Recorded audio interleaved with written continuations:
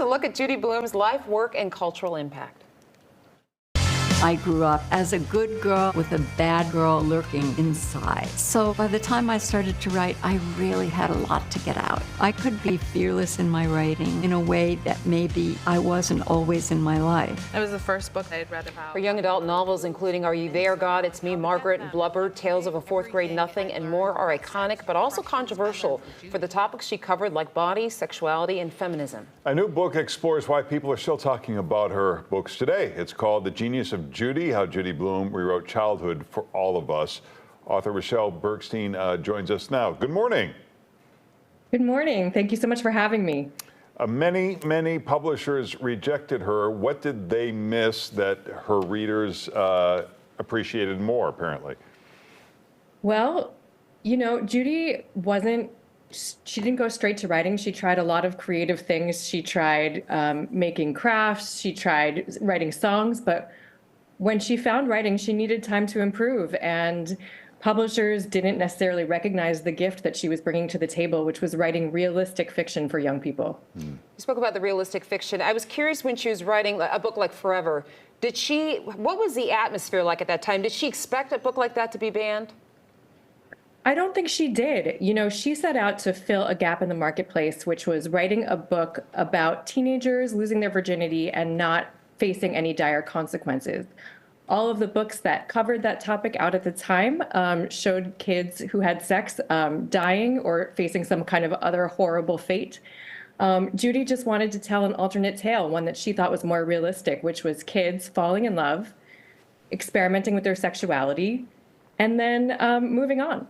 How successful were those book bans back in the, we think about book bans today and maybe forget about that they've existed in and out of history.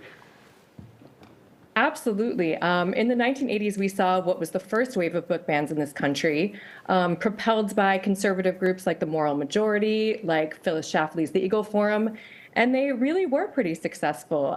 They managed to get to school boards and have books taken out of libraries, and Judy Blume's books were frequently targeted. There was a time in the 1980s when she was the most banned author in the U.S. Wow.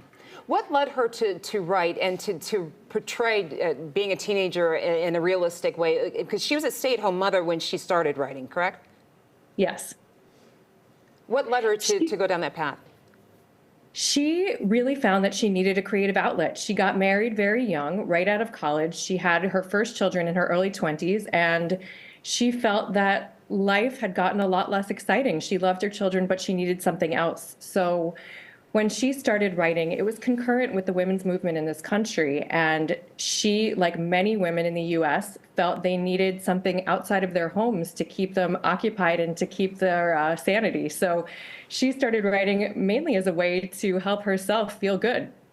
And what would you say is her legacy or her impact on authors moving forward and into today?